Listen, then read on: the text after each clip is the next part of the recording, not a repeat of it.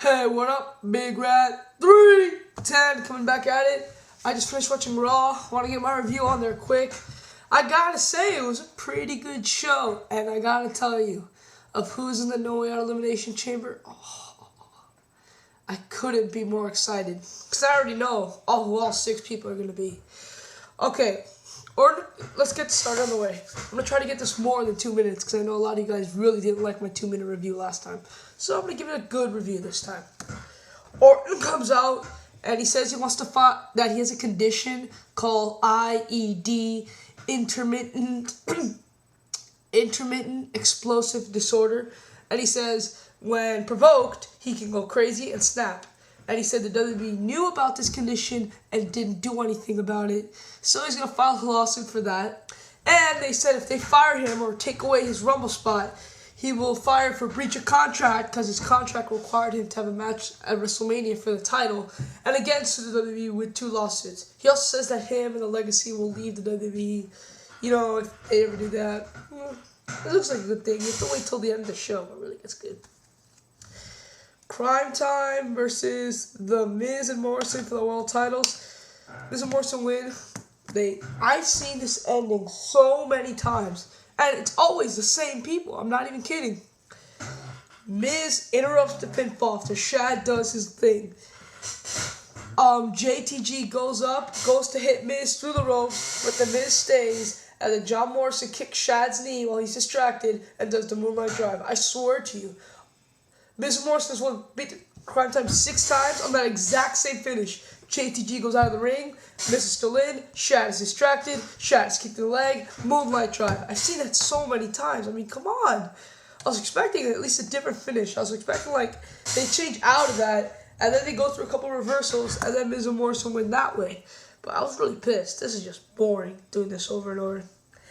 Okay, Kofi Kingston versus Kane in the qualifying match. Kofi jumps up for the crossbody. Kane picks him up for the choke slam as he lifts him up. Kofi rolls him over. Sunset flip with 1, 2, 3.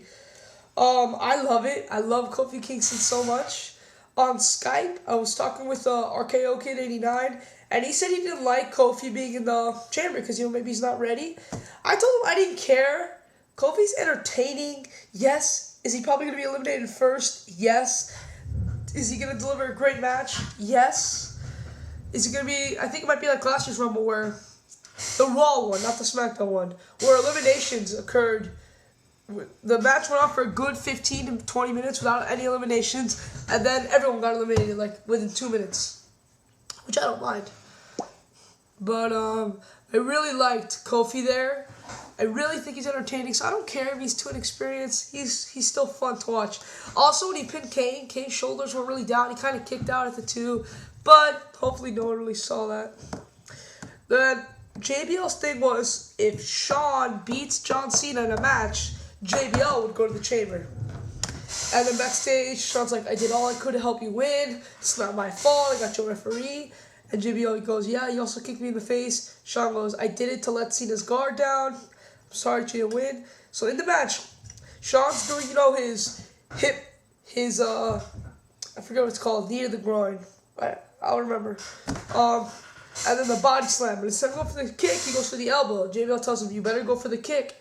And he says, no, I'm not going for the kick. I want to do it my way. I'm going to go for the elbow. So as he goes for the elbow, JBL's on the apron. You better do the kick. You better do the kick. And when he's there, John Cena gets up, takes JBL, throws him into Shawn Michaels. Shawn Michaels flips over the ropes onto the ring. And then while JBL's outside, Cena picks up Shawn Michaels, hits the FU for the 1, 2, 3. And now JBL's not in the Elimination Chamber, but more on that later. Then it was Beth Phoenix and Kelly versus, Melina and Kelly versus Beth Phoenix, and I believe it was Jillian Hall. Correct me if I'm wrong. And the end comes when Kelly's going to go for the tag for Beth, and Rosa comes out, pulled out Beth, and then, Rosa's going for the tag on Melina, sorry about that. And then Kelly is coming for the tag on Melina. And Rosa Mendez comes out and pulls down Beth Phoenix. She falls in the apron, and then wait, what did I say? Okay, she pulls down Melina, and then Beth Phoenix picks up Kelly and does the implant busters move and gets to him. Why is Rosa here? Honestly, this makes no sense. Why wasn't she at the Rumble? This really makes no sense. I don't understand why she wasn't at the Rumble. That really bothers me. I'm like, okay, so she interferes in every match except the match when Beth has to defend her title? Really? No. And after match, Beth tells Santino, we can keep her. Which clearly means that maybe my storyline of Beth being annoying of Rosa might not happen right away. Rey Mysterio defeats William Regal. God, I can see that coming a mile away in an Elimination Chamber match. So now so far you have in the Elimination Chamber Cena, Kofi Kingston, and Regal. What am I saying? Cena, Kofi Kingston, and Ray. That is a pretty stacked. And then Jericho comes out and fights CM Punk. I see that, I'm like, yes! Because I either get Jericho or Punk, and I don't care. I love them both. Jericho wins with the Code Breaker. So now you have Cena, Kofi Kingston, Rey Mysterio, and Chris Jericho in the Elimination Chamber. I already know who the other two are going to be. They're going to be Shawn Michaels and JBL. It's so obvious. They're going to start like next week. Maybe they do it again. Shawn Michaels versus John Cena. But this time if Shawn wins, they both get spots in the chamber to fill the last two spots. That's what I think is going to happen. I won't give predictions or stuff. Give it time. No Way Out is actually pretty early. It's February 15th. Usually they do it like the last or second to last week of February. But not this year, which means you have less preparation, which is a really good thing. Then, the thing of what everyone's talking about.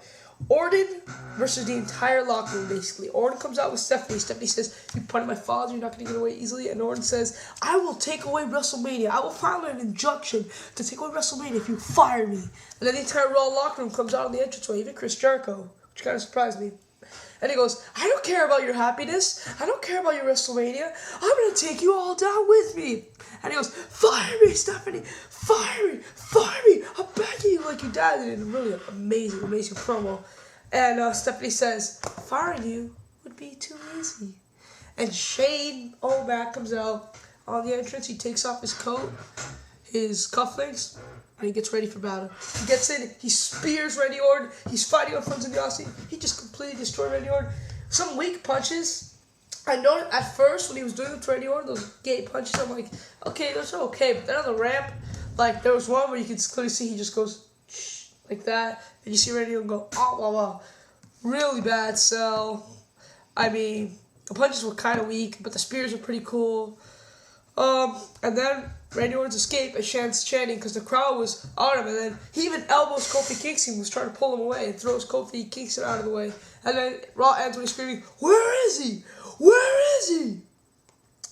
Pretty damn good Raw, in my opinion. I'm a little excited for next week. I found out, I don't know if it's true, but I know Dinosaur Avenger made a video about it.